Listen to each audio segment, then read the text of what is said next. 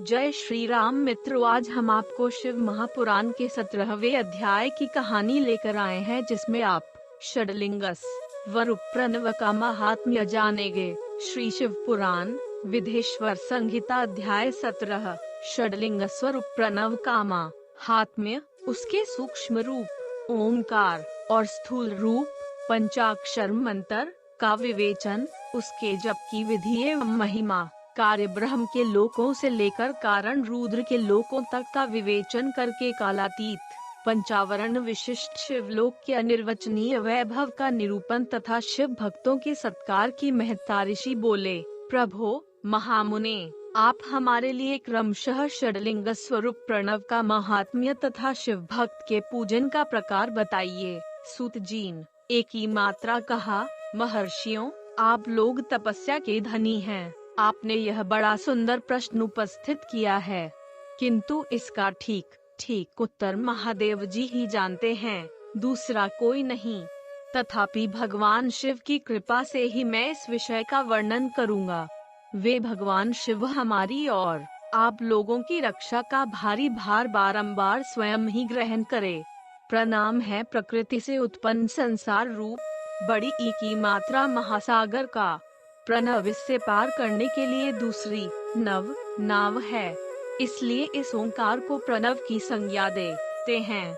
ओंकार अपने जप करने वाले साधकों से कहता है, प्रपंच नहीं है, वल तुम लोगों के लिए। अत इस भाव को लेकर भी ज्ञानी पुरुष ओम को प्रणव नाम से जानते हैं। इसका दूसरा भाव यों है, रक्षण नएत व पुष्मान मोक्षम इति वा प्रणव दंडा, अर्थात यह तुम सब उपासकों को बलपूर्वक मोक्ष तक पहुंचा देगा। इस अभिप्राय से भी इसे ऋषि मुनि प्रणव कहते हैं। अपना जप करने वाले योगियों के तथा अपने मंत्र की पूजा करने वाले उपासक के समस्त कर्मों का नाश करके यह दिव्य नूतन ज्ञान देता है, इसलिए भी इसका नाम प्रणव है। उन्माया रहित महेश्वर को ही नव अर्थात नूतन कहते हैं। वे परमात्मा प्रकृति रूप से नव अर्थात शुद्ध स्वरूप हैं, इसलिए प्रणव कहलाते हैं। प्रणव साधक को नव अर्थात नवीन शिव स्वरूप कर देता है, इसलिए भी विद्वान पुरुष उसे प्रणव के नाम से जानते हैं। अथवा प्रकृष्ट रूप से नव दिव्य परमात्म ज्ञान प्रकट करता है, इसलिए वह प्रणव है। प्रणव के दो भेद बताए गए हैं, स्थूल और सूक्ष्म। एक अक्षर रूप जो ओम है, उसे सूक्ष्म प्रणव जानना चाहिए, और नम शिवाय इस 5 अक्षर वाले मंत्र को स्थूल प्रणव समझना चाहिए। जिसमें 5 अक्षर व्यक्त नहीं है, वह सूक्ष्म है, और जिसमें 5 अक्षर सुस्पष्ट रूप से व्यक्त हैं, वह स्थूल है। जीव मुक्त पुरुष के लिए सूक्ष्म प्रणव के जप का विधान है, वही उसके लिए समस्त साधनों का सार है। यद्यपि जीवन मुक्त के क्योंकि वह सिद्ध रूप है, तथापि दूसरों की दृष्टि में जब तक उसका शरीर रहता है, तब तक उसके द्वारा प्रणव जप की सहज साधना स्वत होती रहती है। वह अपनी देह का विलय होने तक सूक्ष्म प्रणव मंत्र का जप और उसके अर्थभूत परमात्म तत्व का अनुसंधान करता रहता है। जब शरीर नष्ट हो जाता है, तब वह पूर्ण ब्रह्म स्वरूप शिव को प्राप्त कर लेता है। यह सुनिश्चित बात है। जो अर्थ का अनुसंधान न करके केवल मंत्र का जप करता है, उसे निश्चय ही योग की प्राप्ति होती है। जिसने 36 करोड़ मंत्र का जप कर लिया हो, उसे अवश्य ही योग प्राप्त हो जाता है। सूक्ष्म प्रणव के भी ह्रस्व और दीर्घ के भेद से 2 रूप जानने चाहिए। अकार, उकार, मकार, बिंदु, नाद, शब्द, काल और कला, इनसे युक्त जो प्रणव है, उसे दीर्घ प्रणव कहते हैं। वह योगियों के ही हृदय में स्थित होता है। मकार पर्यंत जो ओम है, वह वम इन 3 तत्वों से युक्त है। इसी को ह्रस्व प्रणव कहते हैं। अशिव है, उशक्ति है, और मकार इन दोनों की एकता है। वह त्रितत्व रूप है। ऐसा समझकर ह्रस्व प्रणव का जप करना चाहिए। जो अपने समस्त पापों का क्षय करना चाहते हैं, उनके लिए इस ह्रस्व प्रणव का जप अत्यंत आवश्यक है। पृथ्वी, जल, तेज, वायु और आकाश, ये 5 भूत तथा शब्द, स्पर्श आदि इनके 5 विषय, ये सब मिलकर 10 वस्तुएं मनुष्यों की कामना के विषय हैं। इनकी आशा मन में लेकर जो कर्मों के अनुष्ठान में संलग्न होते हैं, वे 10 प्रकार के पुरुष प्रवृत्त अथवा प्रवृत्ति मार्गी कहलाते हैं, तथा जो निष्काम भाव से शास्त्र विहित कर्मों का अनुष्ठान करते हैं, वे निवृत्त अथवा निवृत्ति मार्गी कहे गए हैं। प्रवृत्त पुरुषों को ह्र स्व प्रणव का ही जप करना चाहिए और निवृत्त पुरुषों को दीर्घ प्रणव का, व्याहतियों तथा अन्य मंत्रों का एक ही मात्रा आदि में इच्छानुसार शब्द और कला से युक्त प्रणव का उच्चारण करना चाहिए। वेद के आदि में और दोनों संध याओं की उपासना के समय भी ओंकार का उच्चारण करना चाहिए। प्रणव का 9 करोड़ जप करने से मनुष्य शुद्ध हो जाता है। फिर 9 करोड़ का जप करने से वह पृथ्वी तत्व पर विजय पा लेता है। तत्पश्चात पुनः 9 करोड़ का जप करके वह जल तत्व को जीत लेता है। पुनः 9 करोड़ जप से अभी तत्व पर विजय पाता है। तदनंतर फिर 9 करोड़ का जप करके वह वायु तत्व पर विजयी होता है। फिर 9 करोड़ के जप से आकाश को अपने अधिकार में कर लेता है। इसी प्रकार 9 करोड़ का जप करके वह क्रमशः गंध, रस, रूप, स्पर्श और शब्द पर विजय पाता है। इसके बाद फिर 9 करोड़ का जप करके अहंकार को भी जीत लेता है। इस तरह 108 करोड़ प्रणव का जप करके उत्कृष्ट बोध को प्राप्त हुआ पुरुष शुद्ध योग का लाभ करता है। शुद्ध योग से युक्त होने पर वह जीवन मुक्त हो जाता है, इसमें संशय नहीं है। सदा प्रणव का जप और प्रणव रूपी शिव का ध्यान करते करते समाधि में स्थित हुआ महायोगी पुरुष साक्षात शिव ही हैं, इसमें संशय नहीं है। पहले अपने शरीर में प्रणव के ऋषि, छंद और देवता आदि का न्यास करके फिर जप आरंभ करना चाहिए। अकार आदि मात्रिका वर्णों से युक्त प्रणव का अपने अंगों में न्यास करके मनुष्य ऋषि हो जाता है। मंत्रों के 10 विद्या संस्कार, मात्रिका न्यास तथा षडध्व शोधन आदि के साथ संपूर्ण न्यास फल उसे प्राप्त हो जाता है। प्रवृत्ति तथा प्रवृत्ति निवृत्ति से मिश्रित भाव वाले पुरुषों के लिए स्थूल प्रणव का जप ही अभीष्ट साधक होता है। क्रिया, तप और जप के योग से शिव योगी 3 प्रकार के होते हैं, जो क्रमशः क्रिया योगी, तपो योगी और जप योगी कहलाते हैं। जो धन आदि वैभवों से पूजा सामग्री का संचय करके हाथ आदि अंगों से नमस्कार आदि किया करते हुए इष्ट देव की पूजा में लगा रहता है, वह क्रिया योगी कहलाता है। पूजा में संलग्न रहकर जो परिमित भोजन करता, बाह्य इंद्रियों को जीतकर वश में किए रहता और मन को भी वश में करके परद्रोह आदि से दूर रहता है, वह तपो योगी कहलाता है। इन सभी सद्गुणों से युक्त होकर जो सदा शुद्ध भाव से रहता तथा समस्त काम आदि दोषों से रहित हो शांत चित्त से निरंतर जप किया करता है, उसे महात्मा पुरुष जप योगी मानते हैं। जो मनुष्य 16 प्रकार के उपचारों से शिवयोगी महात्माओं की पूजा आकार करता है, वह शुद्ध होकर सालोक्य आदि के क्रम से उत्तरोत्तर उत्कृष्ट मुक्ति को प्राप्त कर लेता है। द्विजो, अब मैं जप योग का वर्णन करता हूँ, तुम सब लोग ध्यान देकर सुनो। तपस्या करने वाले के लिए जप का उपदेश किया गया है, क्योंकि वह जप करते करते अपने आप को सर्वथा शुद्ध निष्पाप कर लेता है। ब्राह्मणों, पहले नम पद हो, उसके बाद चतुर्थी विभक्ति में शिव शब्द हो तो पंच तत्वात्मक नम शिवाय मंत्र होता है। इसे शिव पंचाक्षर कहते हैं। यह स्थूल प्रणव रूप है। इस पंचाक्षर के जप से ही मनुष्य संपूर्ण सिद्धियों को प्राप्त कर लेता है। पंचाक्षर मंत्र के आदि में ओंकार लगाकर ही सदा उसका जप करना चाहिए।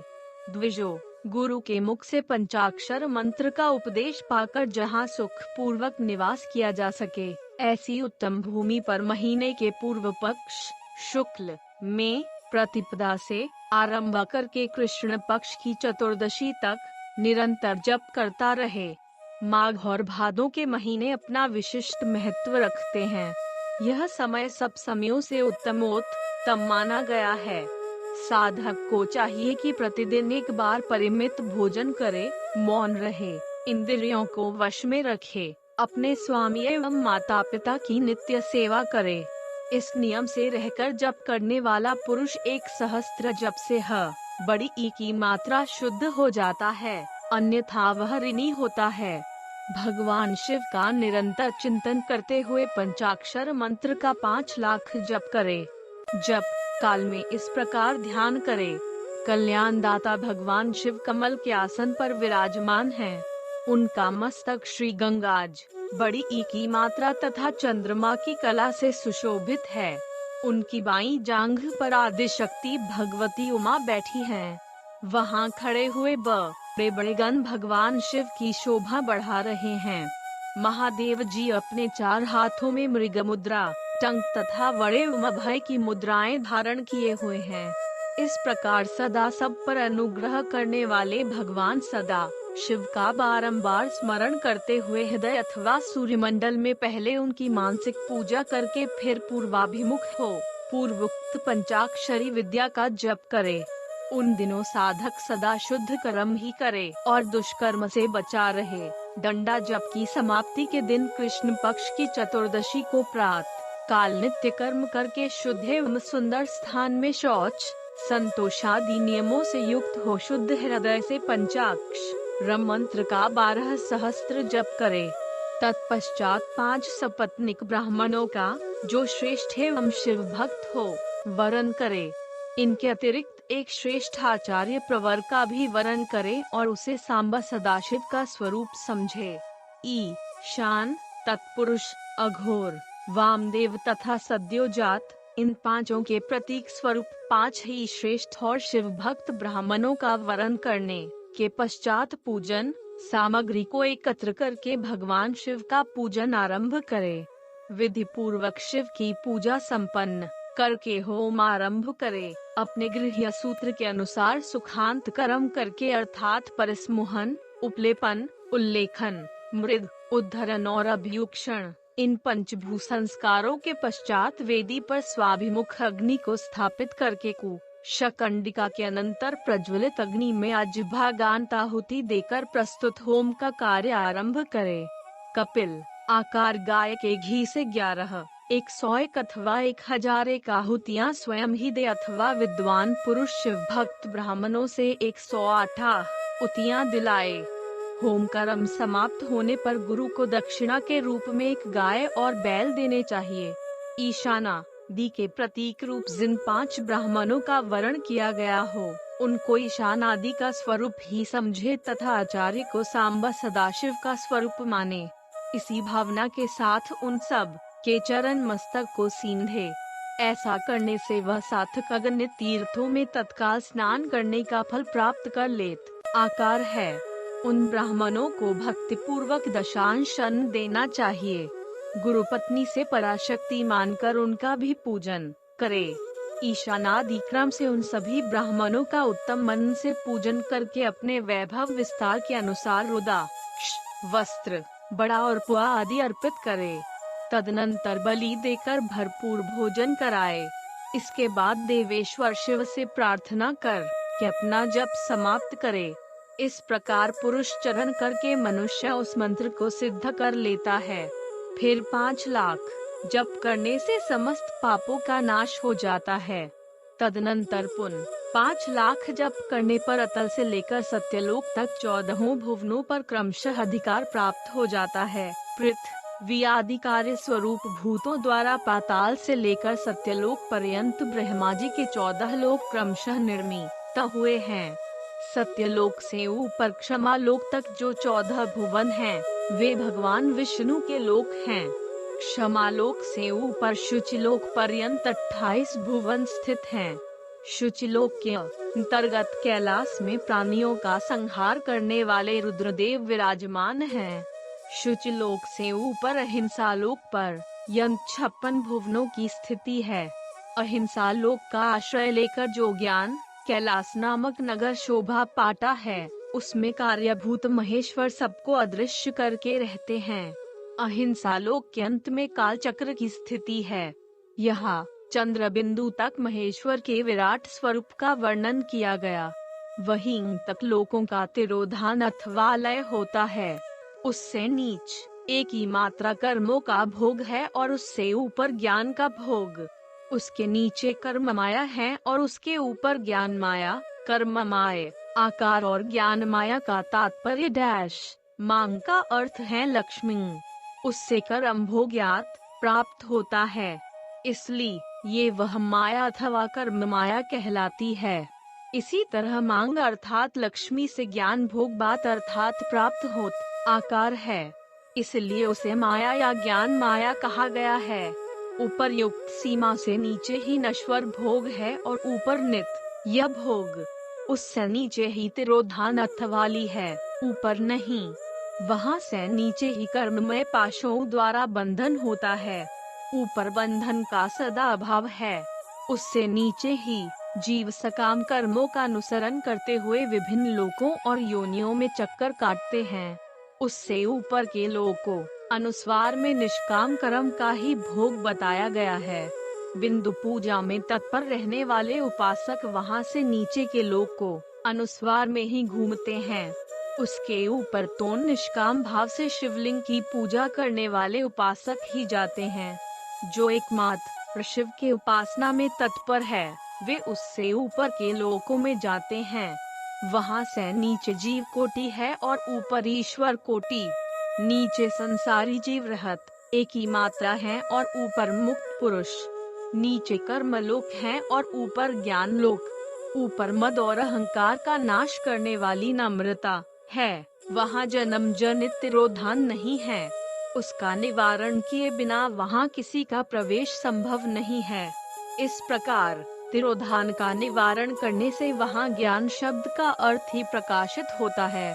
आदि भौतिक पूजा करने वाले लोग उससे नीचे के लोकों में ही चक्कर काटते हैं। जो आध्यात्मिक उपासना करने वाले हैं, वे ही उससे ऊपर को जाते हैं। जो सत्य, अहिंसा आदि धर्मों से मुक्त हो भगवान शिव के पूजन में तत्पर रहते हैं, वे कालचक्र को पार कर जाते हैं। कालचक्रेश्वर की सीमा तक जो विराट महेश्वर लोक बताया गया है, उससे ऊपर वृषभ के आकार में धर्म की स्थिति है। वह ब्रह्मचर्य का मूर्तिमान रूप है। उसके सत्य, शौच, अहिंसा और दया ये 4 पाद हैं। वह साक्षात शिवलोक के द्वार पर खड़ा है। क्षमा उसके सींग हैं, शमकान हैं। वह वेद्य निरूपी शब्द से विभूषित है। आस्तिकता उसके दोनों नेत्र हैं। विश्वास ही उसकी श्रेष्ठ बुद्धि एवं मन है। क्रिया आदि धर्म रूपी जो वृषभ हैं, वे कारण आदि में स्थित हैं, ऐसा जानना चाहिए। उस क्रिया रूप वृषभाकार धर्म पर कालातीत शिव आरूढ़ होते हैं। ब्रह्मा, विष्णु और महेश्वर की जो अपनी अपनी आयु है, उसी को दिन कहते हैं। जहाँ धर्म रूपी वृषभ की स्थिति है, उससे ऊपर न दिन है न रात्रि। वहाँ जन्म मरण आदि भी नहीं है। वहाँ फिर से कारण स्वरूप ब्रह्मा के कारण सत्यलोक पर्यंत 14 लोक स्थित हैं, जो 5 भौतिक गंध आदि से परे हैं। उनकी सनातन स्थिति है। सूक्ष्म गंध ही उनका स्वरूप है। उनसे ऊपर फिर कारण रूप विष्णु के 14 लोक स्थित हैं। उनसे भी ऊपर फिर कारण रूपी रुद्र के 28 लोकों की स्थित छोटी ई की मात्रा मानी गई है। फिर उनसे भी ऊपर कारणे शिव के 56 लोक विद्यमान हैं। तदनंतर शिव सम्मत ब्रह्मचर्य लोक हैं और वहीं 5 आवरणों से युक्त ज्ञानमय कैलाश है, जहाँ 5 मंडलों, 5 ब्रह्मकलाओं और आदि शक्ति से संयुक्त आदिलिंग प्रतिष्ठित है। उसे परमात्मा शिव का शिवालय कहा गया है। वही पराशक्ति से युक्त परमेश्वर शिव निवास करते हैं। वे सृष्टि, पालन, संहार, तिरोभाव और अनुग्रह इन 5 कृत्यों में प्रवीण हैं। उनका श्री विग्रह सच्चिदानंद स्वरूप है। वे सद आकार ध्यान रूपी धर्म में ही स्थित रहते हैं और सदा सब पर अनुग्रह किया करते हैं। वे स्वात्मा राम हैं और समाधि रूपी आसन पर आसीन हो नित्य विराजमान होते हैं। कर्म एवं ध्यान आदि का अनुष्ठान करने से क्रमश साधन पथ में आगे बढ़ने पर उनका दर्शन साध्य होता है।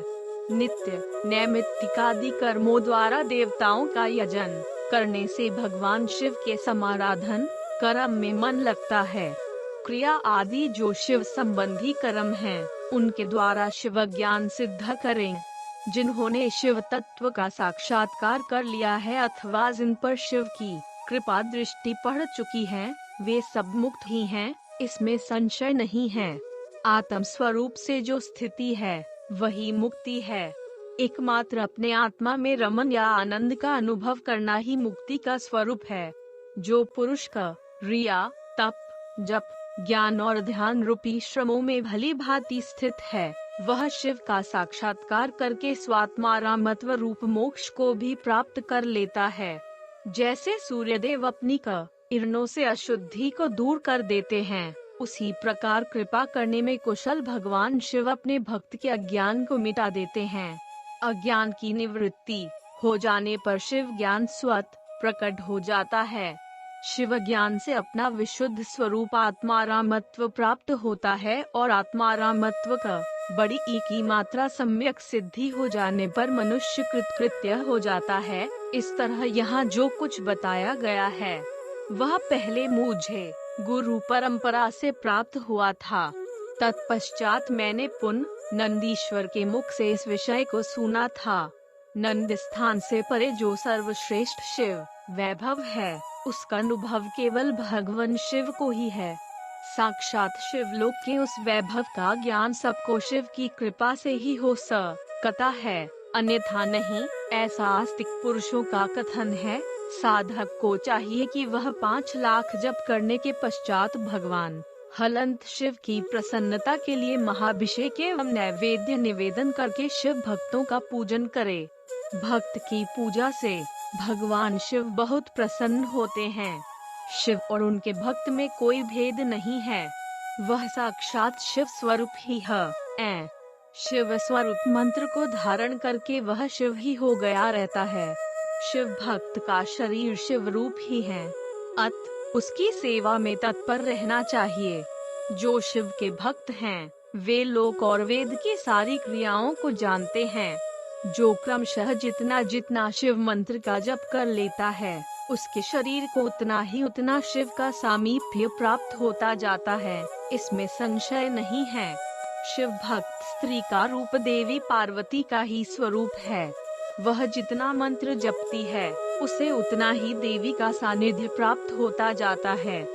साधक स्वयं शिव स्वरूप होकर पराशक्ति का पूजन करें। अनुस्वार, शक्ति, वैर तथा लिंग का चित्र बनाकर अथवा मिट्टी आदि से इनकी आकृति का निर्माण करके प्राण प्रतिष्ठा पूर्वक निष्कपट भाव से इनका पूजन करें। शिवलिंग को शिव मानकर, अपने को शक्तिमय समझकर, शक्तिलिंग को देवी मानकर और अपने को शिव रूप समझकर, शिवलिंग को नाद रूप तथा शक्ति को बिंदु रूप मानकर परस्पर सटे हुए शक्तिलिंग और शिवलिंग के प्रति उपप्रधा न और प्रधान की भावना रखते हुए जो शिव और शक्ति का पूजन करता है, वह मूल रूप की भावना करने के कारण शिव रूप ही है। शिव भक्त शिव मंत्र रूप होने के कारण शिव के ही स्वरूप है। जो 16 उपचारों से उनकी पूजा करता है, उसे अभिष्ट वस्तु की प्राप्ति होती है। जो शिवलिंगोपासक शिव भक्त की सेवा आदि करके उसे आनंद प्रदान करत आकार है, उस विद्वान पर भगवान शिव बड़े प्रसन्न होते हैं। 5, 10 या 100 सपत्नीक शिव भक्तों को बुलाकर भोजन आदि के द्वारा पत्नी सहित उनका सदैव समादर करें। धन में, देह में और मंत्र में शिव भावना रखते हुए उन्हें शिव और शक्ति का स्वरूप जानकर निष्कपट भाव से उनकी पूजा करें। ऐसा करने वाला पुरुष इस भूतल पर फिर जन्म नहीं लेता। ओम नमः शिवाय।